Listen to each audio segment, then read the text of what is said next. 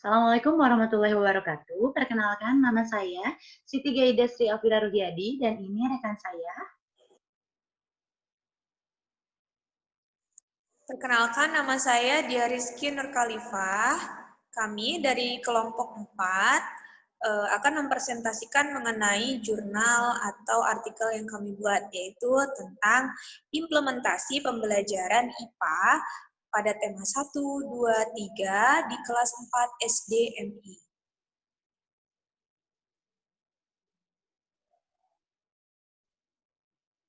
Jagai. Oke. Sebentar.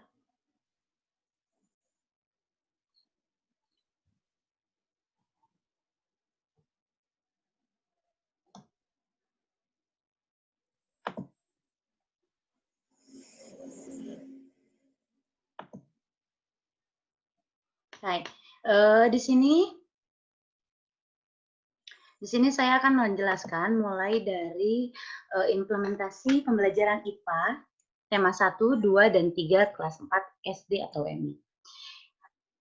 Mata kuliah pengembangan materi pokok MISD dan pembelajaran tematik.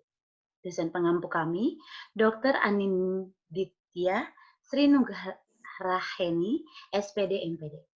Yang pertama kami akan menjelaskan mengenai tema yang pertama. Pengertian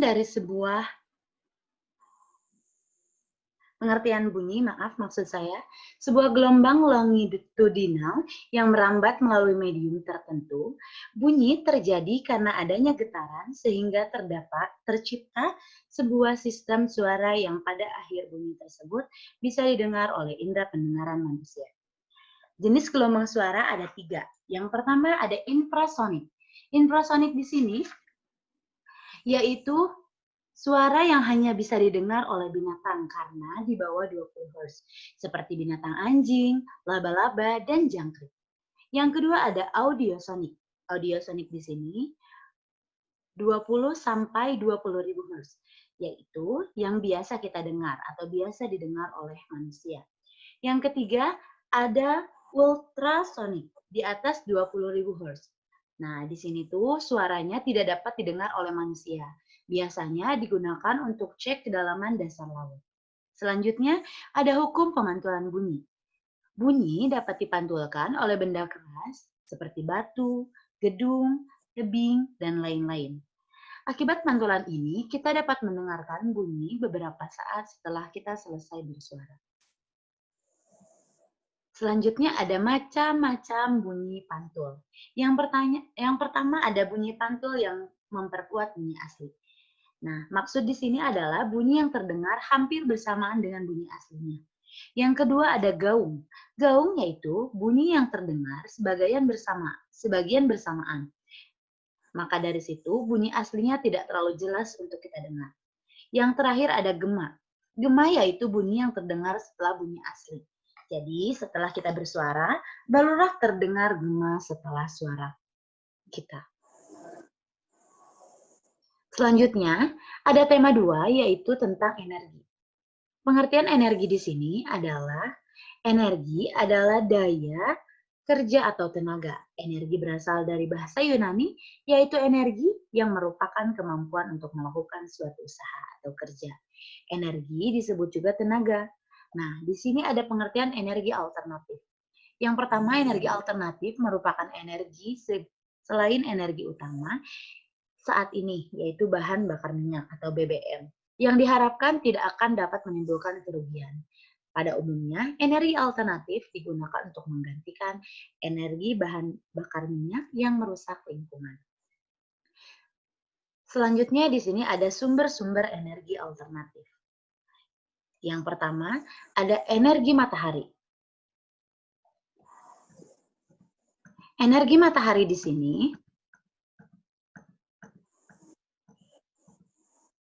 yaitu panas matahari dapat digunakan untuk memanaskan ruangan, mengeringkan baju, memanaskan air, dan lain sebagainya. Nah, selain itu, yang kedua ada energi panas bumi.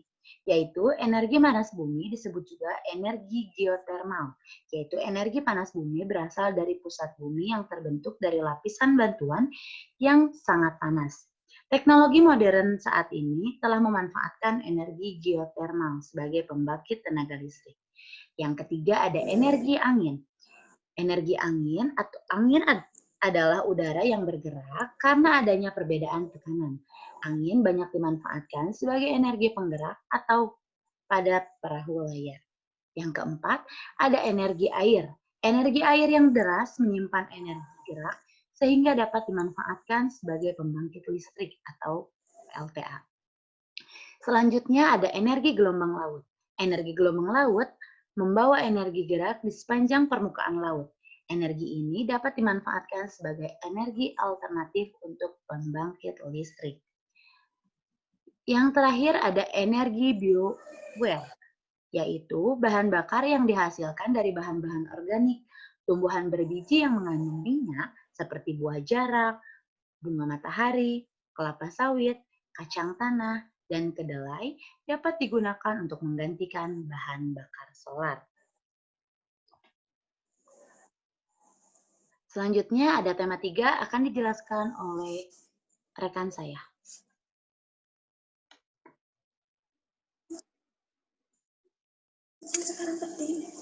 Tema ketiga yaitu tentang peduli terhadap lingkungan. Maksudnya peduli terhadap makhluk hidup. Yang pertama yaitu ada ciri-ciri hewan. Nah, di dalam ciri-ciri hewan itu memiliki berbagai perbedaan. Misalkan, yang pertama perbedaan dalam indera hewan. Nah, perbedaan dalam indera hewan ini yaitu seperti dapat dijelaskan pada hewan sapi. Sapi memiliki lidah yang lebih peka dari manusia. Kemudian ada ular. Ular menggunakan lidahnya untuk menangkap getaran. Dan juga ada hewan laut, yaitu lumba-lumba. Lumba-lumba dapat mendengar bunyi yang sangat tinggi atau yang disebut juga dengan supersonik. Ya, kemudian yang kedua yaitu ada perbedaan jenis makanan. Ya, perbedaan jenis makanan ini hewan terbagi menjadi 3. Yang pertama ada herbivora, karnivora, dan omnivora. Dapat kita ketahui bahwa hewan herbivora adalah hewan pemakan tumbuhan. Hewan pemakan tumbuhan ini contohnya adalah kambing, sapi, kuda, kerbau, ulat, dan lain-lain. Kemudian ada hewan yang berjenis karnivora, yaitu hewan yang memakan daging.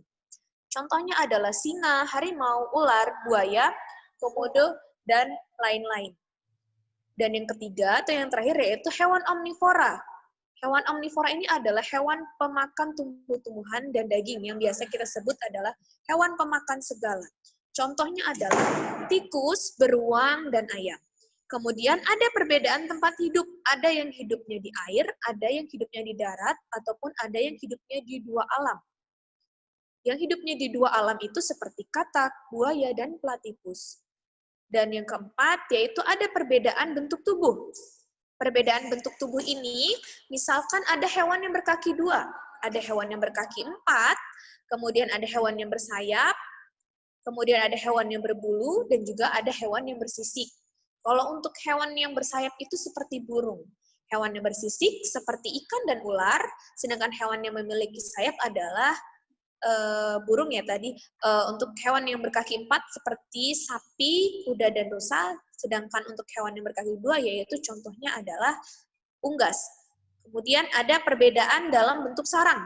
Misalkan ada yang memerlukan tempat tinggal seperti rumah hewan itu biasanya disebut dengan sarang atau kandang.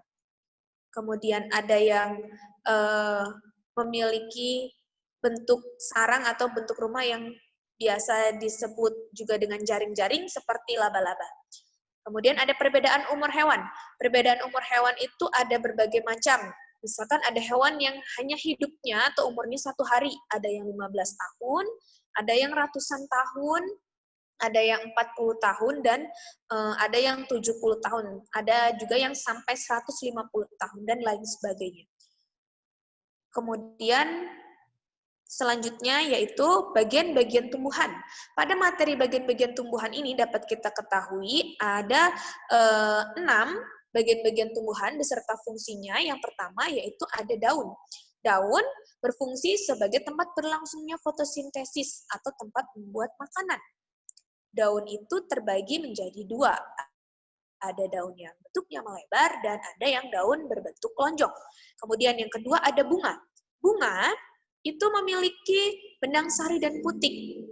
Benang sari dan putik ini digunakan untuk alat perkembangbiakan, di mana fungsi bunga sendiri itu adalah untuk perkembangbiakan.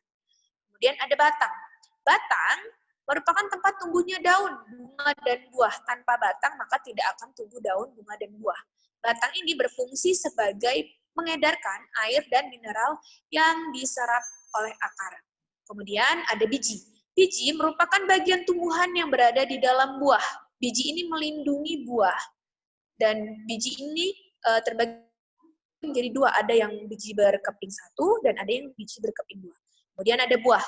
Bentuk buah ada yang bulat, juga ada yang berbentuk memanjang, lonjong, dan lain sebagainya. Kemudian warna buah juga beragam, dan aroma atau bau buah itu juga memiliki ciri khas yang sangat khusus dari masing-masing buah tersebut. Buah ini merupakan bagian tumbuhan yang melindungi dari biji. Kemudian yang terakhir ada akar. Akar ini berguna untuk menyerap air dari dalam tanah. Akar juga dapat membuat tumbuhan berdiri kuat, sehingga jika tidak adanya akar, maka daun, bunga, batang, biji, dan buah itu tidak akan berdiri secara kokoh. Kemudian selanjutnya ada mengenai materi pembelajaran IPA SD atau MI, yaitu tentang sikap menghargai lingkungan. Cara kita menghargai lingkungan seperti menjaga kelestarian lingkungan, peduli terhadap lingkungan, yaitu tidak membuang sampah sembarangan, kemudian mengurangi alat transportasi dalam bepergian jauh, karena dengan teknologi itu dapat menimbulkan suatu polusi udara ataupun pencemaran udara. Kemudian kerusakan terumbu karang, kemudian perusakan pada hutan bakau, dan perilaku cinta lingkungan itu dapat kita lakukan dengan cara penghijauan atau dengan reboisasi dan tidak membuang sampah sembarangan, kemudian mencegah polusi udara dan mengolah air limbah dengan benar. Dan yang terakhir yaitu menjaga kelestarian lingkungan. Bagaimana cara kita menjaga kelestarian lingkungan dalam materi pembelajaran IPA SD? Selanjutnya yaitu yang pertama, memelihara kelestarian air. Maksudnya memelihara kelestarian air di sini adalah tidak membuang sampah di sungai. Melakukan penanaman pohon seperti penanaman pohon atau hutan bakau, kemudian memelihara kelestarian udara.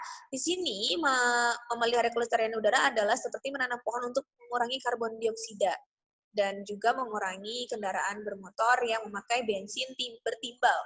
Kemudian yang ketiga yaitu memelihara kelestarian tanah.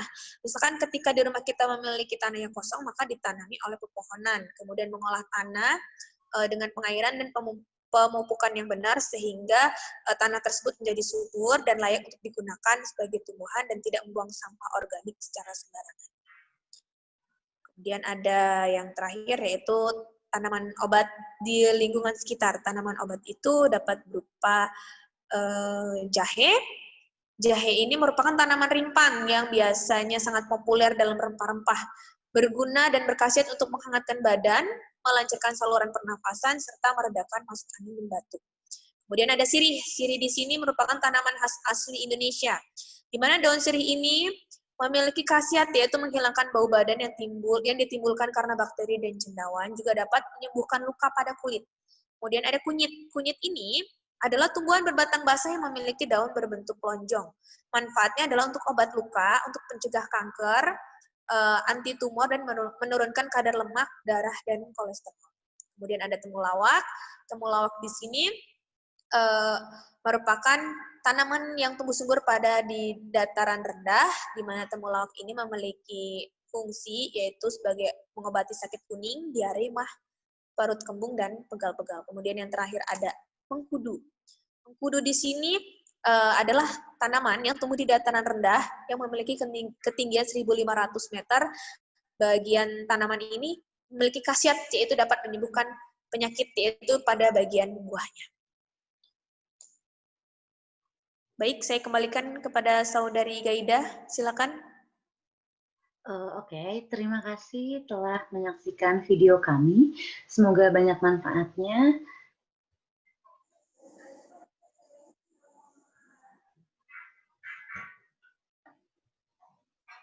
Mbak Dia, boleh dinyalakan lagi videonya?